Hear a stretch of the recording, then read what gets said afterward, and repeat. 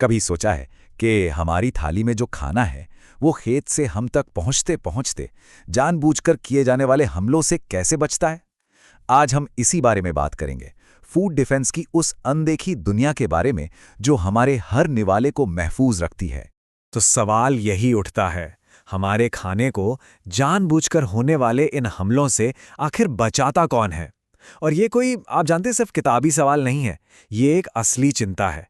इसके पीछे एक पूरा सिस्टम काम कर रहा है ताकि हमारी फूड सप्लाई चेन सुरक्षित रहे। अच्छा, तो चलिए शुरुआत करते हैं एक बहुत ही आम कन्फ्यूजन से। हम लोग ना अक्सर फूड सेफ्टी और फूड डिफेंस इन दोनों शब्दों को एक ही मान लेते हैं, पर असल में इनके बीच एक बहुत बड़ा, बहुत ही जरूरी फर्क है।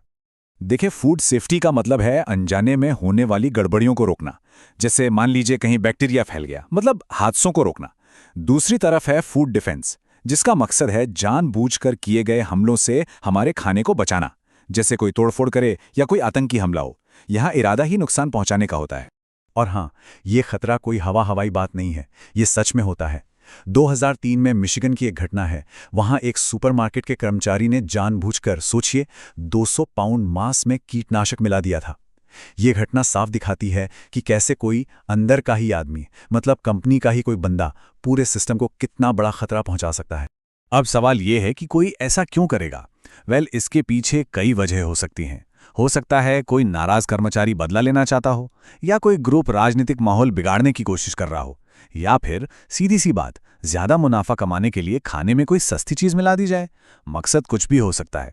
तो जाहिर है, जब इतने सारे खतरे हैं तो सवाल उठता है कि इनको रोकने के लिए क्या कोई नियम कानून भी है? बिल्कुल है, और यहीं पर एंट्री होती है इंटेंशनल अडल्ट्रेशन रूल की। हिंदी में कहें तो जानबूझकर की जाने वाली मिलावट को रोकने का नियम। फूड डिफेंस पर ध्यान तो 2002 के बायो टेररिज्म एक्ट से ही शुरू हो गया था, लेकिन जो असली गेम चेंजर था वो आया 2011 में फूड सेफ्टी मॉडर्नाइजेशन एक्ट यानी FSMA के साथ। इस एक्ट ने पूरा नजरिया ही बदल दिया। अब फोकस समस्या होने के बाद एक्शन लेने पर नहीं था, बल्कि समस्या को होने ही ना देने पर था, एक मजबूत डिफेंस सिस्टम बनाने पर। तो इसी FSMA एक्ट ने बनाया इंटेंशनल अडल्ट्रेशन रूल। इसे हमारी फूड सप्लाई का मेन सिक्योरिटी गार्ड समझ सकते हैं। और इसी नियम ने पहली बार कंपनियों के लिए यह जरूरी कर दिया कि वो जानबूझकर होने वाले हमलों से बचने के लिए एक प्रॉपर लिखा पढ़ी में एक प्लान बनाएं। और ये कोई छोटा मोटा नियम नहीं है, ये लगभग 9,800 फूड फैसिलिटीज पर लागू होता है। 9,800! इससे अंदाजा लगा सकते हैं कि इसका स्केल कितना बड़ा है और इसकी पहुंच कितनी गहरी है। लेकिन हाँ, एक बात है, ये नियम सब पर लागू नहीं होता। इसका मेन फोकस है बड़ी कंपनियों पर। क्यों? क्योंकि जाहिर सी बात है, अगर वहां कोई हमला होता है तो उसका असर बहुत बड़े पैमाने पर होगा, बहुत सारे लोगों पर होगा। इसीलिए फार्म्स को, जो बहुत छोटे बिजनेस हैं, उनको और कुछ दूसरी कैटेगरीज को इससे छूट दी गई है, ताकि सारा ध्यान सबसे बड़े खतरों पर लगाया जा सके। चलो ठीक है, नियम तो बन गया, लेकिन कंपनियां इसे लागू कैसे करती हैं? मतलब एक फूड डिफेंस प्लान असल में दिखता कैसा है, काम कैसे करता है? चलिए इसे समझते हैं। देखिए, किसी भी अच्छे फूड डिफेंस प्लान की नींव 3 स्टेप्स पर खड़ी होती है। सबसे पहले अपनी कमजोरियों को पहचानो।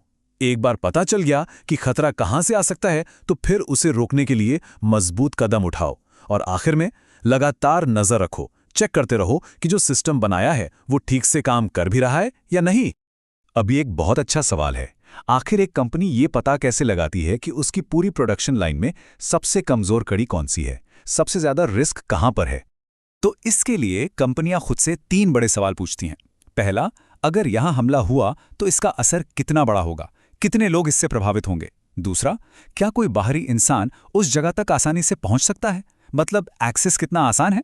और तीसरा, क्या वहां पर असल में मिलावट करना टेक्निकली पॉसिबल भी है? इन सवालों के जवाब ही उन्हें अपने सबसे रिस्की पॉइंट्स तक ले जाते हैं। और कंपनियों की मदद के लिए FDA ने कुछ बढ़िया टूल्स भी बनाए हैं, जैसे कि अलर्ट और एम्प्लॉयज फर्स्ट। ये प्रोग्राम्स क्या करते हैं? ये कर्मचारियों को ट्रेनिंग देते हैं कि अपने आसपास नजर रखो, कुछ भी गड़बड़ लगे, कुछ संदिग्ध दिखे तो उसे पहचानो और फौरन रिपोर्ट करो, क्योंकि कर्मचारी ही डिफेंस की पहली लाइन होते हैं। तो अभी तक हम बात कर रहे थे तालों की, दीवारों की, कर्मचारियों की, मतलब फिजिकल सिक्योरिटी की। लेकिन आज के दौर में फूड डिफेंस का एक बिल्कुल नया और शायद सबसे बड़ा मैदान है डिजिटल। जी हाँ, हम बात कर रहे हैं साइबर सिक्योरिटी की। और food protection and defence institute की ये बात एक बहुत बड़ी सच्चाई बताती है। फूड इंडस्ट्री में जो बहुत सारी मशीनें और कंट्रोल सिस्टम इस्तेमाल होते हैं, वो काफ़ी पुराने हैं, और जब वो बने थे तब किसी ने साइबर सिक्योरिटी के बारे में सोचा भी नहीं था। नतीजा, ये सिस्टम्स हैकर्स के लिए एक खुला दरवाज़ा बन जाते हैं, एक आसान टारगेट। और यही तो आज की हकीकत है। हमारा पूरा फूड सिस्टम अब ऑनलाइन आ चुका है। खेत से लेकर हमारे किचन तक सब कुछ इंटरनेट से जुड़ा है। लेकिन इसमें एक पेच है। हर नया कनेक्शन हैकर्स के लिए एक नया दरवाजा भी तो खोलता है, और यही इसे एक बहुत बड़ी कमजोरी बना देता है। तो यहाँ एक बड़ा इंटरेस्टिंग आइडिया सामने आता है। क्या हम फूड सेफ्टी के जो पुराने आजमाए हुए तरीके हैं, उन्हें साइबर सिक्योरिटी की प्रॉब्लम सॉल्व करने के लिए इस्तेमाल कर सकते हैं? मतलब जिस सिस्टमैटिक तरीके से हम दशकों से बैक्टीरिया को रोकते आए हैं, क्या उसी लॉजिक से हम डिजिटल वायरस को भी नहीं रोक सकते? सोचने वाली बात है। तो चलिए अब इन सब टेक्निकल बातों को थोड़ा साइड में रखते हैं और समझते हैं कि असल दुनिया में इन सब का मतलब क्या है।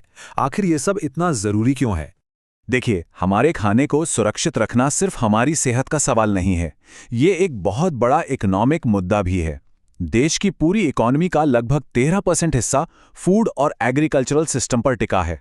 सोचिए, इस पर अगर कोई बड़ा हमला हो जाए तो ये ना सिर्फ लोगों को बीमार करेगा, बल्कि पूरी की पूरी अर्थव्यवस्था को हिलाकर रख देगा। तो कुल मिलाकर फूड डिफेंस कई लेवल्स पर हमें प्रोटेक्ट करता है। ये हमारी पब्लिक हेल्थ को बचाता है, हमारी इकोनॉमी को मजबूत रखता है, और सबसे ज़रूरी बात, ये उस भरोसे को बनाए रखता है जो हम अपने खाने पर करते हैं। तो आज की ये बातचीत हम एक आखिरी सवाल पर छोड़ते हैं। हमारे खाने पर खतरे अब बदल रहे हैं, वो फिजिकल दुनिया से निकलकर डिजिटल दुनिया में आ रहे हैं। सवाल ये है कि क्या हमारे डिफेंस सिस्टम्स भी उतनी ही तेज़ी से एडवांस हो रहे हैं? ये एक ऐसा सवाल है जिसके जवाब पर ही हमारी आने वाली सुरक्षा टिकी हुई है।